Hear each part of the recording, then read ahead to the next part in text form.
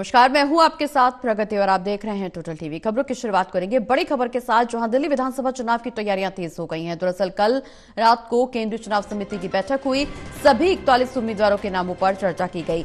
जल्द ही उम्मीदवारों की सूची जारी हो सकती है। तो बड़ी खबर आपको बता दें, जहां कल चुनाव समिति की बैठक हुई है, 41 उम्मीदवारों के नामों पर चर्चा की गई और इस दौरान पीएम मोदी भी बैठक में मौजूद नजर आए। बता दें कि अब जल्द ही उम्मीदवारों की सूची जारी की जा सकती है। तो बड़ी खबर, जहां 41 उम्मीदवारों को लेकर के अब नामों पर संशय जल्द ही संभावित तौर पर खत्म हो सकता है, चूंकि कल बैठक हुई है बीजेपी की सीसी की और इस दौरान उम्मीद यही लगाई जा रही है कि जल्द ही उम्मीदवारों की सूची जारी हो सकती है। विधानसभा चुनाव से पहले ये बड़ी बैठक मानी जा रही है। ज्यादा जानकारी के लिए हमारे साथ हमारे असिस्टेंट एडिटर ललित नारायण कांडपाल जी फोन लाइन पर जुड़े हुए। ललित जी, दिल्ली विधानसभा चुनाव की तैयारियां लगभग तेज होती हुई नजर आ रही हैं। दिन पर दिन ये तैयारियां तेज हो रही हैं, एक अलग ही रूप लेती हुई नजर आ रही हैं। केंद्रीय चुनाव समिति की बैठक हुई है, 41 उम्मीदवारों के नामों पर चर्चा हुई, चूंकि 29 उम्मीदवारों के नाम पहले ही सामने आ चुके हैं। चुनाव आयोग की तरफ से तारीखों का भी ऐलान हो चुका है। ऐसे में सबकी निगाहें बीजेपी के बाकी बचे 41 उम्मीदवारों पर टिकी हुई है। उम्मीद ये लगाई जा रही है कि इस बैठक के बाद अब जल्द ही उम्मीदवारों की दूसरी सूची सामने आ सकती है। बिल्कुल, आपने सही कहा कि कल जो है तकरीबन रात को 11:15 बजे तक ही पूरा मंथन हुआ है। प्रधानमंत्री नरेंद्र मोदी से लेकर गृह मंत्री अमित शाह और कई सारे अन्य नेताओं के बीच में चर्चा हुई है। और इसके अतिरिक्त दिल्ली प्रदेश के भी जो है भाजपा के कई नेता जो है वो मौजूद रहे इस बैठक में। और बैठक में जो चर्चा हुई है उसमें जो है नामों पर तो चर्चा 41 के 41 पर हो चुकी है, लेकिन जब जैसा कि सूत्र जानकारी दे रहे हैं कि संभवतः पार्टी जो है 41 नामों को दो उसमें लिस्ट में जारी कर सकती है। और क्योंकि कुछ नाम ऐसे थे जिनको लेकर कुछ विधानसभा ऐसी है जिनको लेकर जो है अभी पूरी तरह से राय कायम नहीं हुई है।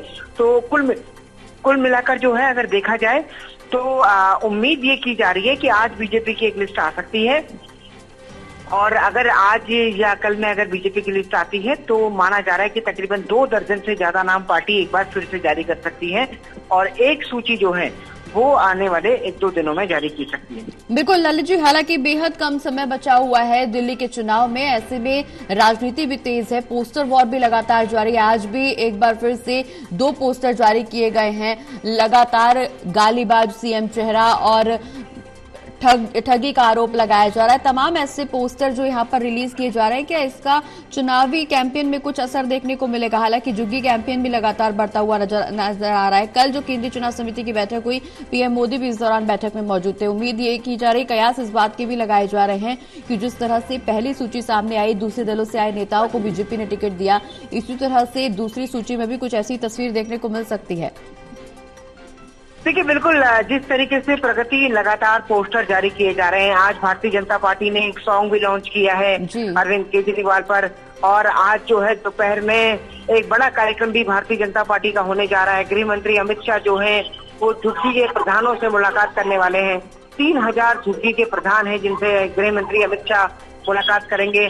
तो कुल मिलाकर अगर देखा जाए तो अपने आप में आज ये दरअसल एक दूसरे पर परसेप्शन की लड़ाई जो है वो जीतने की कोशिश है, हावी होने की कोशिश है। और उधर दूसरी तरफ कल आम आदमी पार्टी ने भी एक हमला किया था। उन्होंने कहा था कि बीजेपी का जो सीएम चेहरा है वो एक गालीबाज व्यक्ति है। उन्होंने रमेश बिधूड़ी की तरफ निशाना साधा था। तो कुल मिलाकर अगर देखा जाए तो एक दूसरे पर हमला तेज है, लेकिन इस बीच जो है लगातार कार्यकर्ताओं से मुलाकात और इस तरह की एक्टिविटीज भी चल रही हैं।